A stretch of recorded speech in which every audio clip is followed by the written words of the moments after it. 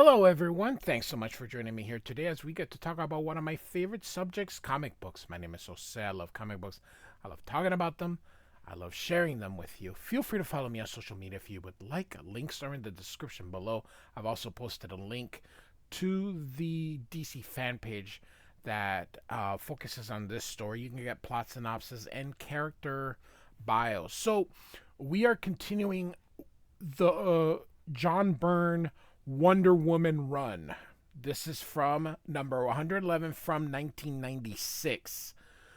I love this era of John Byrne. I absolutely love the big, black, bold lines. Doing a bit of hatching, which he normally doesn't do. Hatching was the era, but he's trying to. I I just love it. If you take a look at this period of his, it's just so lovely. I just can't tell you how I admire his growth. Um, John Byrne is one of the all-time greatest. Um, he is in the top 10 of greatest of all time. So, um, I don't know where you would put him, but he's got to be in the top 10. He may be number 10, he may be number 1. That his volume of work is astronomical, and this series that he did is underrated. And he actually had a good run here. So, we're pretty much uh taking where we left off. So, great, absolutely great splash here with Doomsday. Just a full page splash. Look at that. Oh my goodness gracious. Look at that. Amazing. Oh, all right. And then if a splash wasn't enough, we get this double page spread. The title is Level 3. Each chapter, it's level, and then it just keeps going here. We got the Gateway City fighting Doomsday here. We all know it's not the Doomsday. I have John Byrne's run from 101. So all 11 issues are on the playlist. We are going to go all the way to the end. So, all right. So this cop here says, "It ain't possible. It can't be him. He's got he got tossed into outer space." And the other guy says, "Yeah, well, he caught the first flight back." Um, love the expression on the faces. Just my goodness, he just adds an extra level of detail that you just don't see. Keep firing, keep firing. This mother must have a weak spot somewhere. And he throws. Look at this. The build. I mean, oh, wow. Just amazing, amazing, amazing. So, the truck hits it. Or no, Doomsday hits it. Just tearing down all the stuff. So that reporter was kind of explaining the scene here. I only pray some superhero comes along to stop him before he levels Gateway City. So, all right. So this guy here says, "Now this petri dish contains a small sample of the substance that was left after the destruction of the fake Flash and fake Sinestro." So, which were the previous two issues before this. "Yes, that fine white powder, it tingles almost as though it is alive." And the scientist here says, "Not alive exactly, Wonder Woman, but something close to it. Observe what happens when I attach a live wire to the dish and pass a current through it." And you can see all of a sudden this thing kind of Mike goes, "Holy cow." And the scientist says it's quite harmless. In fact, it's not completely dormant once again. And so it goes back. "But what is it, Doctor? I assume you have some idea," Wonder Woman asks. Well, as near as I guess, I'd say it's some kind of proto matrix material. I've never seen I've never seen any, but based on what I've read, the ways this stuff reacts, that would be my best guess. And so, proto matrix says Champion here. Of course, Champion is Hercules. Um, but she doesn't know it, or at least I don't think she does. So the doctor says, yeah, there was a big article about it in Scientific American about a year ago. It's an inert material that somehow mimics biological functions when the right kind of energy is introduced into it, as he tries to clean it up.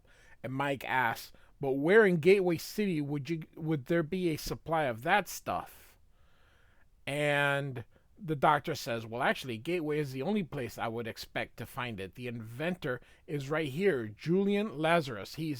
And this cop shows up. Wonder Woman, you got to come see this quick. And Mike says, Kelsey, what in the name of? On TV, you'll see. There. And she goes, Zeus and Hera protect us. It can't be. And Wonder Woman takes off. Of course, she goes right into Doomsday. John Byrne is so good. You know, his She-Hulk run, which we will eventually get through. I'm going to cover everything John Byrne every Wednesday. So after we conclude Wonder Woman, we'll pick up another series, and then after that we'll pick up I'm going to do a John Byrne story until I die every Wednesday. So, Wonder Woman says, silence like the false flash in Sinestro. He strikes without sound. And she smashes that statue. Look at this. I try to incorporate this level of detail. I know it's not George Perez. I know that it's a sloppy detail, and I don't mean sloppy in a bad way. I'm just saying you can definitely see he's rushing, like he's not, but he's adding entire scenes. Now he's doing it quickly. I think he's just doing roughs and then just laying down the inks, and he's using a brush with that, which I just think is beautiful. And I love this. And I mean, look at this. And this is what I mean by details. He's not just doing one or two or three. I mean, he's just adding all the broken stones. That just, wow. All right, so she lassos him, which is funny because the lasso just looks so, it's the only thing that he just doesn't see. He's just like, here's a string, and then just put the little thing. And so he grabs her on with the lasso and tosses her. So, and Wonder Woman says, not since I battled Superman have I seen such strength. And she hits that, is that a bus? I think it's a bus. And just, look at this. The windows coming out. What level of, oh my goodness, the master class that someone like John Byrne could teach on composition of a comic book. Look at this. Just amazing. So, my battle with Superman was all play acting as part of a plan to foil Darkseid. That was in Action Comics 600, which was a long time. That would have been about probably 10, maybe 8 years. Because he left. So Byrne was at Marvel. Then he left to go to DC. Then he went back to Marvel. And then he goes back to DC. Oh, and he also does kind of his own thing too. But Doomsday is the deadliest earnest, and this is the creature who killed Superman. And so we got Dr. Lazarus here, and I think this is his ex-wife. What can Wonder Woman do against him? And Dr. Lazarus says, it doesn't have to come to that. If I can just reach Chris reason with him. Reason? How can you reason with a computer program? And Dr. Lazarus says, stop saying that. It's not just a computer program. It's Chris. It's my son. No, Lazarus. Okay, so that's not his mom.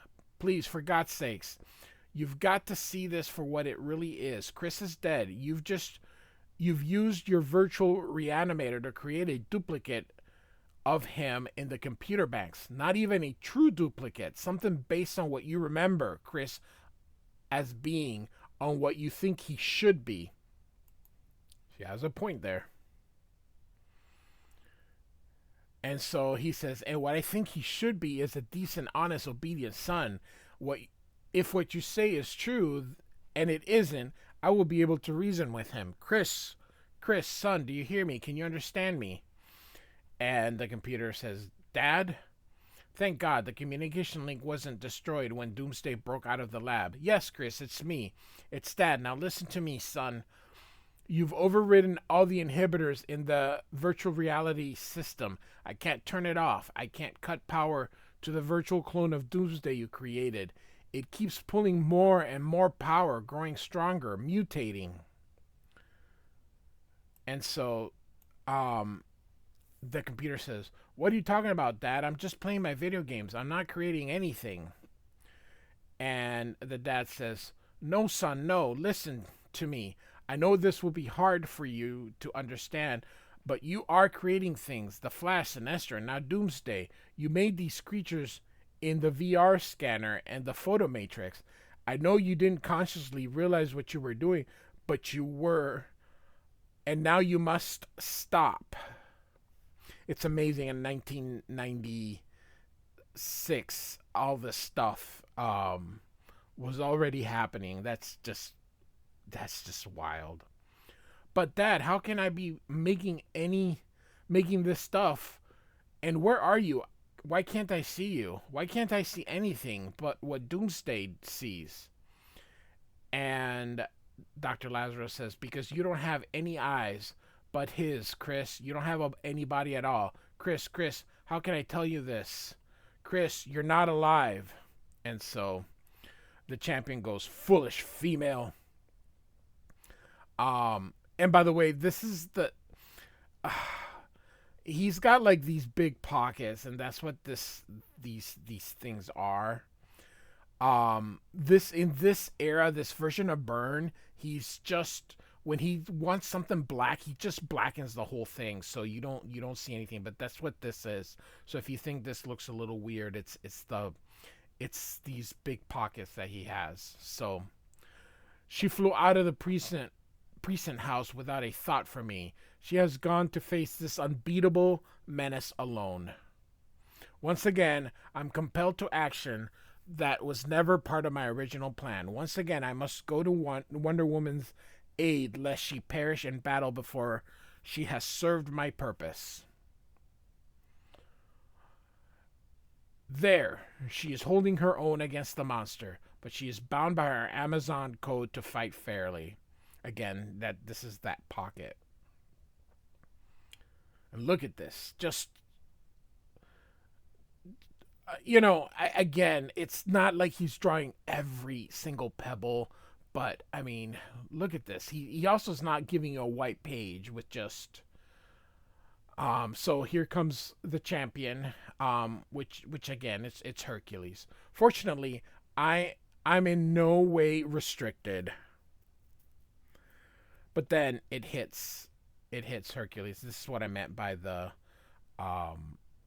like pockets. So there goes Hercules, and he lands on that car. And they put this because of the double to make the pages sync. Diana's in big trouble. That champion guy didn't even go one round with Big D. And so the mom's like, yes, sir, I know she works for me, but there's nothing I can do. She only lectures at the museum. I can't tell her what to do with her superheroing. And Casey's like, Mom, come on, we got to go help Diana. Yes, sir, I'm reasonably sure she won't take this fight anywhere near the museum. No, not like last time, no. And the mom's like, Cassie, please, I'm talking to the chairman. And so Cassie's gonna go and try to help Wonder Woman herself. Again, look at I mean, goodness gracious. It's so good. He gives you I mean, goodness. John Byrne is masterful. So perfect. Oh man, Diana's gods must be looking over my shoulders today.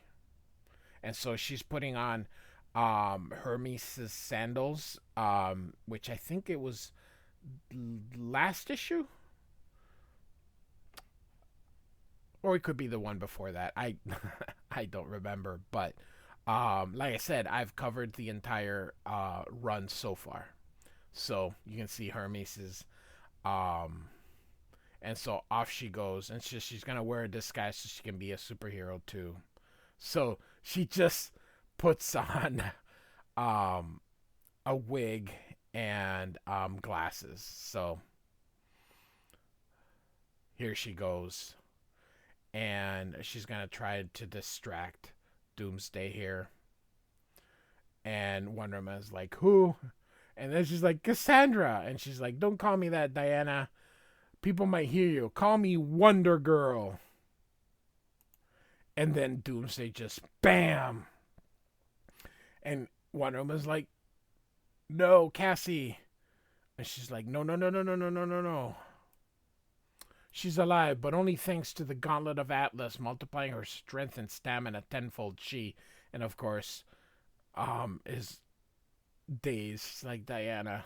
And then Doomsday hits her from behind and then grabs her and just tosses her and tosses her. So brutal, goodness gracious. And just keeps tossing her. And then picks up this gigantic bus with Diana down. And he's gonna just throw that at her. And we end our issue. So, it's kind of funny. I go really long on some issues, and then on some I just get them right. So hopefully you enjoyed this one. Wonder Woman 111 by John Byrne. Beautiful work. I absolutely love it. I hope you enjoyed it. I hope you like his work. This guy is a master for sure. Like and subscribe, and I do thank you for listening. Goodbye.